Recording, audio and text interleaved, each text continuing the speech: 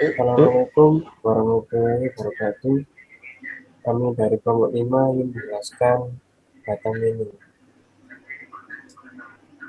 Di sini apa aja yang dibahas? 1. Pengertian data mining. 2.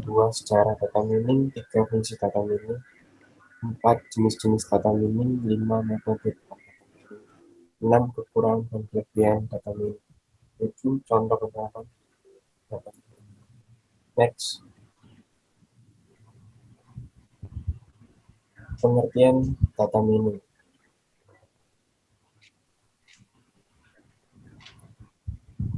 Pengertian data mining. Data mining adalah sebuah proses pengumpulan informasi penting dari sebuah data yang besar.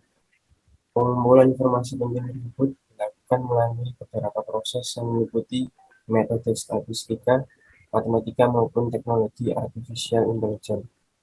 Nama alternatifnya yaitu knowledge discovery mining in database. Next. Perlu Anda ketahui bahwa data mining sendiri dapat menggambarkan suatu pengumpulan beberapa teknik yang bertujuan agar menemukan pola-pola yang belum diketahui pada data yang terkumpul.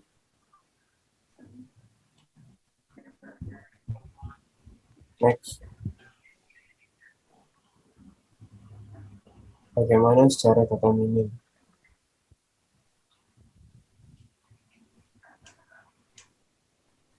Pada 1990-an, istilah data mining diperkenalkan, tetapi data mining adalah evolusi dari sektor dengan secara yang luas, termasuk teknik awal sebelumnya, yakni sebelum mengidentifikasi pola dalam data adalah teorema Bayes 1700-an, evolusi regresi dari 1800-an.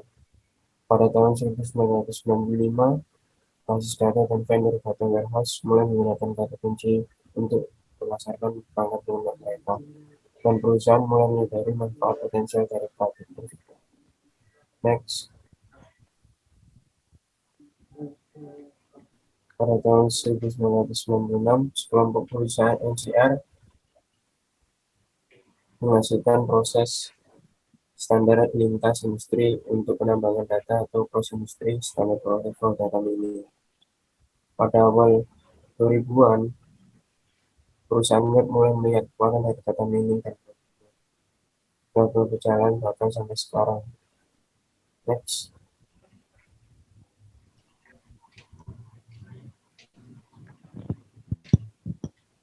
Lalu apa fungsi dari data mining?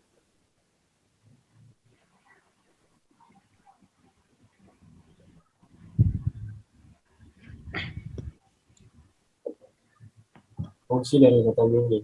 Perlu diketahui bahwa data mining memiliki kegunaan yang penting untuk kita mendapatkan informasi yang efektif serta meningkatkan pengetahuan untuk penggunaannya.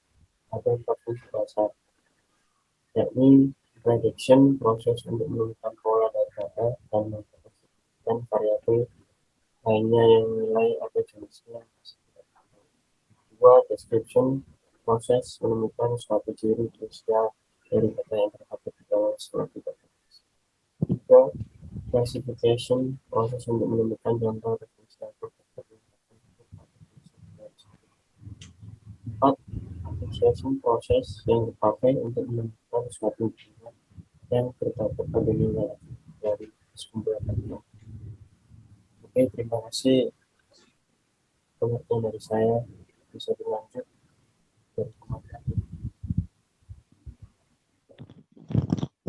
Saya akan meneruskan dari presentasinya Reza. Nama saya Evan Purnawanto, NIM 2019-214-230.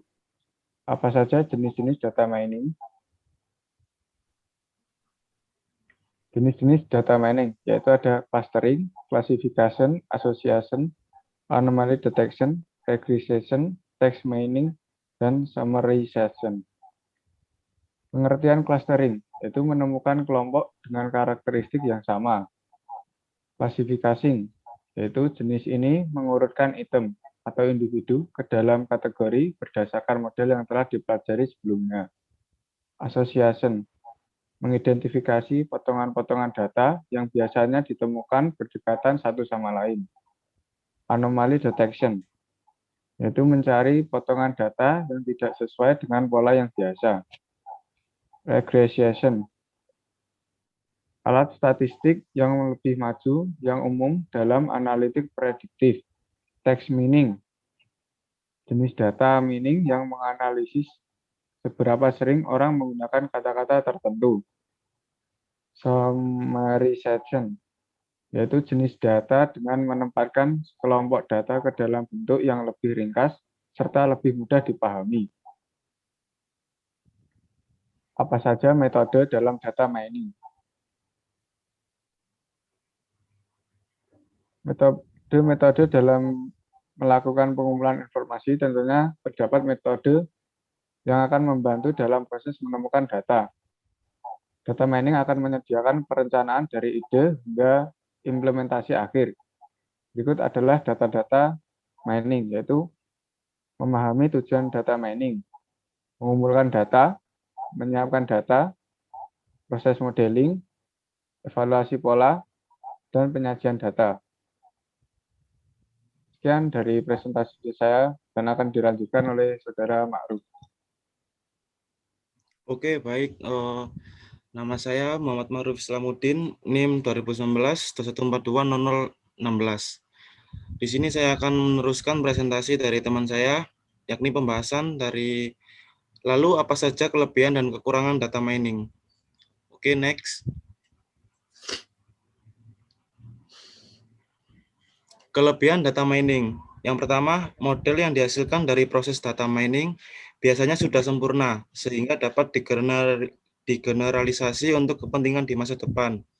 Dua, karena prosesnya yang cukup panjang dan rumit, maka dari proses awal biasanya akan menghasilkan sesuatu yang baru, yang tidak diketahui sebelumnya, dan akan sangat bermanfaat karena dapat digunakan untuk melakukan tindakan tertentu.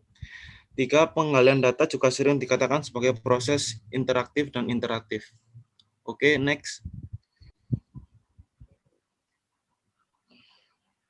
Kekurangan data mining.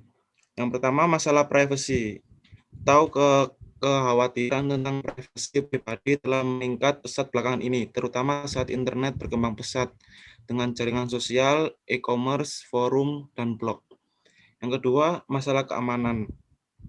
Ada banyak kasus yang hacker akses dan mencuri data besar pelanggan dari perusahaan besar. Yang terakhir, penyalahgunaan informasi. Informasi yang dikumpulkan melalui data mining yang ditujukan untuk tujuan etis dapat disalahgunakan. Oke, next. Lalu apa saja penerapan data mining?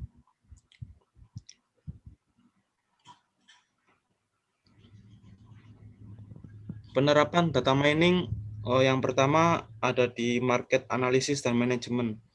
Dalam sektor pemasaran, biasanya data mining digunakan untuk pemasaran target, manajemen hubungan pelanggan atau CRM, analisis pasar, cross-selling, dan yang terakhir segmentasi pasar. Yang kedua ada corporate analysis dan risk management. Penerapan data mining dalam sektor perusahaan biasanya digunakan untuk prediksi, retensi pelanggan, underwriting yang lebih baik, kontrol kualitas, dan analisis kompetitif. Yang terakhir ada fraud detection and mining unusual patterns. Atau data mining juga berfungsi untuk mencari dan mendeteksi fraud pada sebuah sistem. Dengan menggunakan data mining, maka akan bisa melihat dari jutaan transaksi yang masuk. Oke, next.